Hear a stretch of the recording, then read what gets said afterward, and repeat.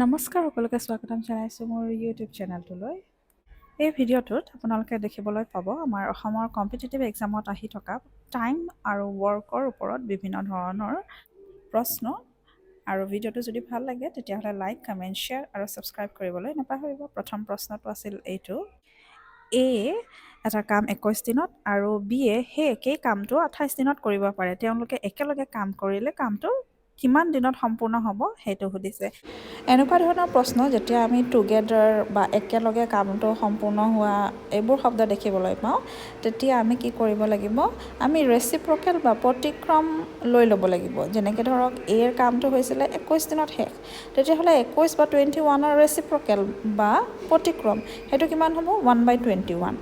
আৰু বি কামটো 28 দিনত শেষ হৈছিলে, 28ৰো ৰেচিপ্ৰকেল আমি লৈ ল'ম 1/28 আৰু ইহঁত দুটাক যোগ কৰি ল'ম। যোগ কৰিবৰ বাবে আমি দেখিছোঁ যে ভগ্নাংশ দুটাৰ যি দুটা তলত সংখ্যা আছে বা আমি ডিনমিনেটৰ বা হৰ বুলি কওঁ, সেয়া বেলেগ বেলেগ সংখ্যা 21 আৰু 28। সেয়েহে আমি ইয়াৰ কি ল'ব লাগিব? LCM বা লসাগু ল'ব লাগিব। আৰু লসাগু লৈহে আমি ইয়াক যোগ কৰিব পাৰিম। ডাইৰেক্ট যোগ কৰি দিলে উত্তৰটো আমাৰ নোলাবগৈ। প্ৰথমে আমি লসাগু লৈ ল'ম। কিহৰ লসাগু ল'ব লাগিব? 21 আৰু 28ৰ। 21 আৰু 28ৰ লসাগু কিমান হয়, কেনেকৈ ল'ব লাগে সেইটো মই কাষতে কৰি দেখুৱাইছোঁ। আপোনালোকে যদি লসাগু লোৱাৰ ভিডিঅ' বিচাৰিছে তেতিয়াহ'লে মোৰ চেনেলত অলৰেডি আপলোড কৰা আছে, আপোনালোকে চাই ল'ব পাৰে। 7 × 3 × 4 এতিয়া মই এইকেইটা যদি পূৰণ কৰোঁ তেতিয়াহ'লে মই 21 আৰু 28ৰ লসাগুটো পাম।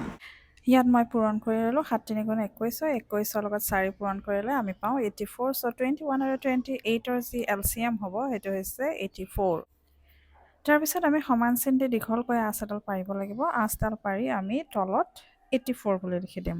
এতিয়া আমি চাব লাগিব যে 21 যে 21টো আছিল, 21ৰ লগত আমি কি পূৰণ কৰোঁতে 84 পালোঁ। ঠিক তেনেকৈ 28ৰ লগত কি পূৰণ কৰি আমি 84 পালোঁ। প্ৰথম চাইছোঁ 21 আৰু 84। 21ৰ লগত আমি কি পূৰণ কৰি 84 পালোঁ সেইটো চাই লওঁ। চাবলৈও আমি যিখিনি আমি LCM ওলাইছিলোঁ তাৰ পৰাই চাইছোঁ এয়া 7 × 3 = 21 হয়। বাকী এটা 4 থাকিল, মানে 21ৰ লগত আমি 4 পূৰণ কৰোঁতে 84 পাইছিলোঁ। চ' ওপৰৰ যে 1টো আছে 1ৰ লগতো আমি 4 পূৰণ কৰিব লাগিব। তাৰপিছত প্লাছ চিন দিম। এইবাৰ চাইছোঁ 28। 28ৰ লগত কি পূৰণ কৰিছিলোঁ আমি? 3। ইয়াতে চাই লওঁ 7 × 4 = 28 হয়, 3 এটা থাকি গৈছিল। চ' 1ৰ লগত আমি 3 পূৰণ কৰিম। ইয়াতে আমি পূৰণ কৰি প্ৰথমে লিখি ল'ম 4 × 4 আৰু ইফালে হ'ব 3, তলত 84। সমান চিন দি আমি 7/84 পালোঁ। নেক্সট ষ্টেপ আমাৰ হ'ল কটাকটি কৰিব লাগিব। আমি কেঞ্চেল কৰি দিওঁ। 7 × 7 আৰু 7 12 × 84 হয়। চ' 1/12 হ'ব ইয়াৰ এনচাৰ। কিন্তু আমি ৰেচিপ্ৰকেল বা প্ৰতিক্ৰম হিচাপত কৰি আছিলোঁ, সেয়েহে যেতিয়া সিহঁত দুই যায় মানে এ আৰু বি এ যেতিয়া টুগেডাৰ মানে একেলগে কাম কৰে তেতিয়াহ'লে আমি ইয়াৰ ৰেচিপ্ৰকেল মানে 12 ডেইজত 1/12ৰ যিটো প্ৰতিক্ৰম হয় সেইটো হ'ব 12। চ' 12 ডেইজত সিহঁতে কামখিনি সম্পূৰ্ণ কৰিব পাৰে। পিছৰ প্ৰশ্নটোলৈ আহিছোঁ। ইয়াত কৈছে এ কামটো 12 দিনত আৰু বি এ 20 দিনত সম্পূৰ্ণ কৰে। আৰু এ প্ৰথমতে 3 দিন কাম কৰি লয়, তাৰপিছত এৰি দিয়ে।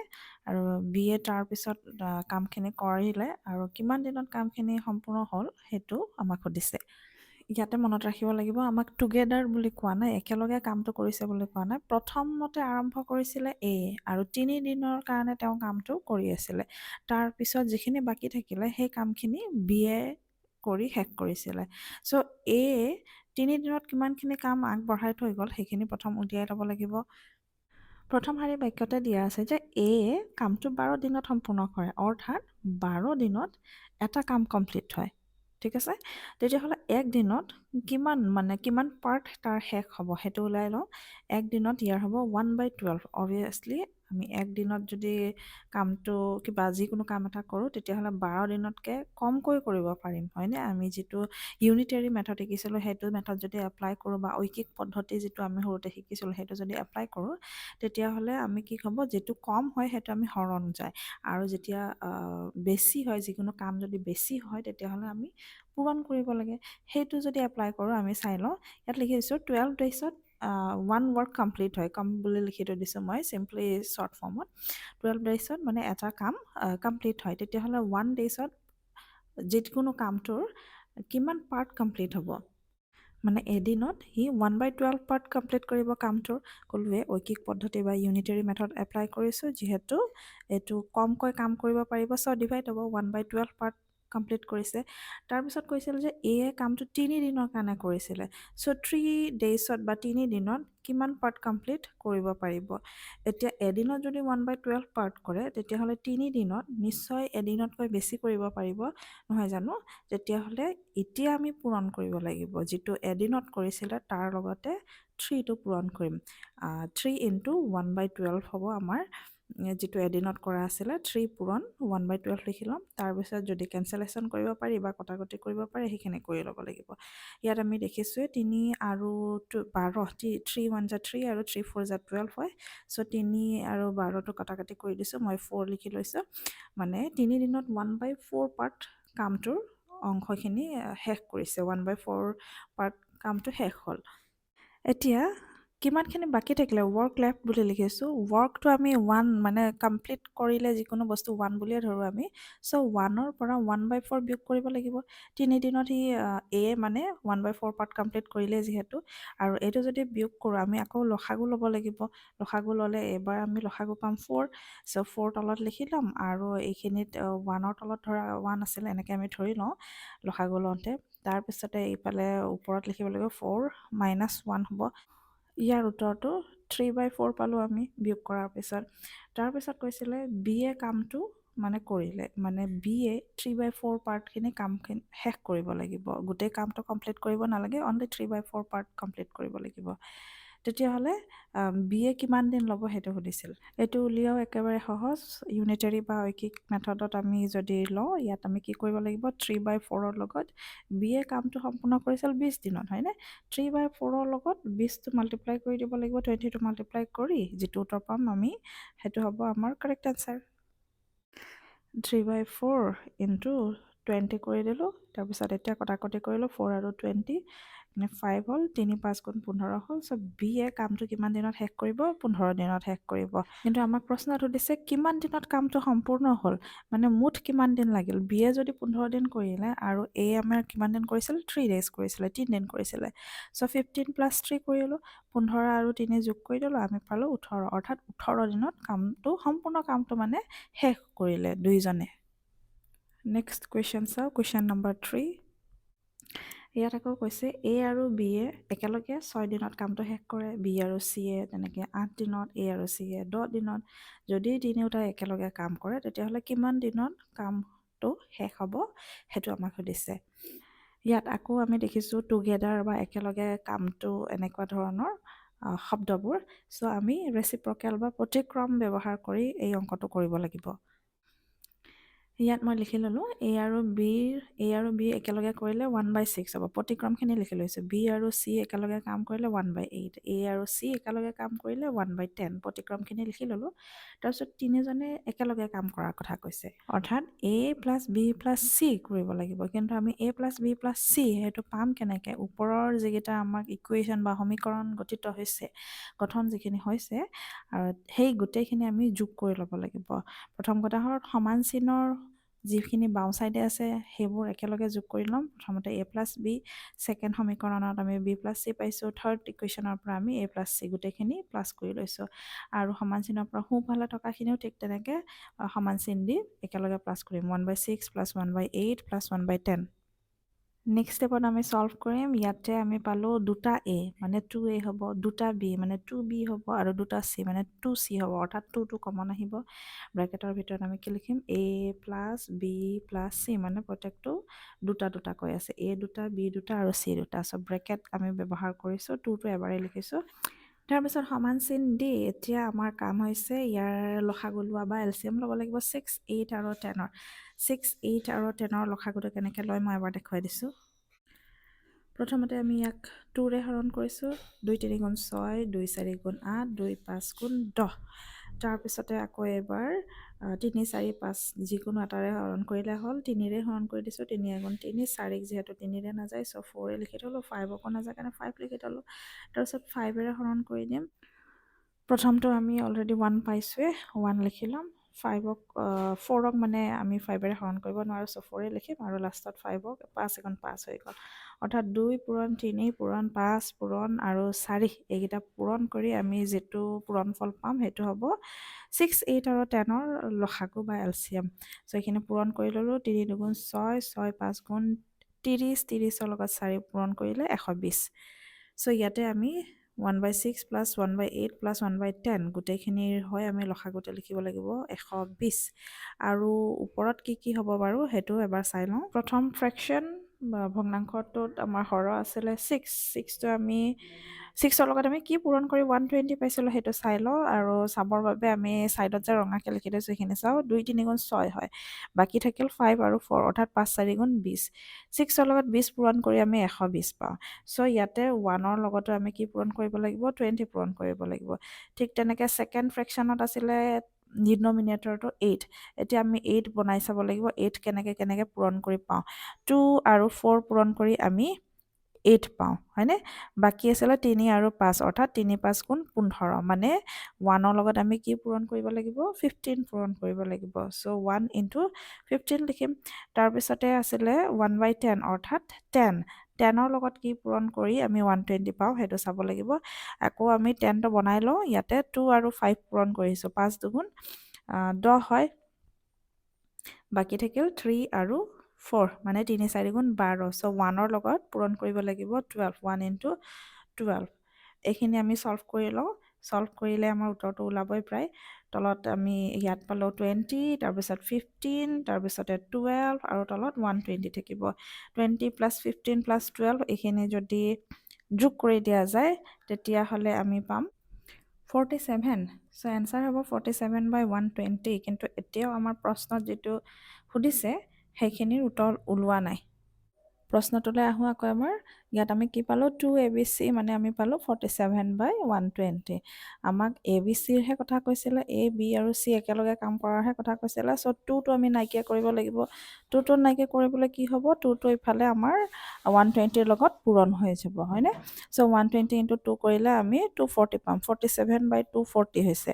এতিয়া এইটো যিহেতু কটাকটি নাযায় কিন্তু ইয়াত আমাৰ চাব লাগিব আমি কি কৰিছিলোঁ ইয়াৰ ৰেচিপ্ৰকেল বা প্ৰতিক্ৰম লৈ লওঁ অংকটো কৰি আছিলোঁ। চ' এনচাৰ হ'ব ইয়াৰ 240/47। আৰু কেতিয়াবা মিক্স ফ্ৰেকশ্যন বা মিশ্ৰ ভগ্নাংশটো উত্তৰটো দিয়া থাকিব পাৰে আৰু সেইটো দিয়া থাকিলে ইয়াৰ উত্তৰটো হ'ব 5/47। মিক্স ফ্ৰেকশ্যননো কেনেকৈ কৰোঁ দেখুৱাই দিছোঁ এবাৰ। এয়া জাষ্ট হৰণ কৰিলেই হৈ যায়। হৰণ কৰি যিটো আমি ভাগফলটো পাম সেইটো প্ৰথমে লিখিব লাগে, বাকীটো আমি ওপৰত লিখিম আৰু যিটোৰে হৰণ কৰি আছিলোঁ সেইটো আমি তলত লিখিম। এইটো হৈছে ইয়াৰ উত্তৰ। কুৱেশ্যন নম্বৰ 4ত দিছে আমাক 60জন মানুহে 8 ঘণ্টা কাম কৰিলে 30 দিনত 200টা চাৰ্ট চিলাব পাৰে। তেতিয়াহ'লে 45জন মানুহে 6 ঘণ্টা কাম কৰি 300টা চাৰ্ট চিলাবলৈ কিমান দিন লাগিব সেইটো আমাক সুধিছে। এতিয়া এনেকুৱা ধৰণৰ প্ৰশ্নবিলাক ৰেচিঅ' প্ৰপৰ্শ্যন ভেৰিয়েশ্যন সেইখিনিৰ যে মই কৰাইছিলোঁ তাৰ নিচিনাকৈয়ে কৰিব লাগিব। প্ৰথমে আমি এখন টেবুল বনাই ল'ম, এখন তালিকা প্ৰস্তুত কৰি ল'ম। এম লিখিছোঁ, এম মানে হৈছে মেন বা মানুহৰ সংখ্যা। তাৰপিছত লিখি ল'ম ডি বুলি, ডি মানে হৈছে নম্বৰ অফ ডেইজ বা কিমান দিন কাম কৰিছে সেইটো। তাৰপিছত আহিব আৱাৰ, এইচ বুলি লিখিছোঁ। তাৰপিছত একেবাৰে শেষত মই লিখিলোঁ ডাব্লিউ বুলি, এইটোৰ মিনিং হৈছে ৱৰ্ক, ৱৰ্কটোক মই চমুকৈ ডাব্লিউ বুলি লিখিছোঁ। প্ৰথমে আমাক আছিলে 60 মেন, চ' মেনৰ তলে তলে মই 60 লিখিলোঁ। ডি নম্বৰ অফ ডেইজ কিমান আছিলে 30, চ' 30 লিখি দিলোঁ। আৱাৰ কেইঘণ্টাকৈ কাম কৰিছিলে 8 আৱাৰ্ছ, চ' এইচৰ তলত মই 8 লিখি দিম। আৰু লগতে ৱৰ্ক মানে কেইটা শ্বাৰ্ট চিলাইছিলে।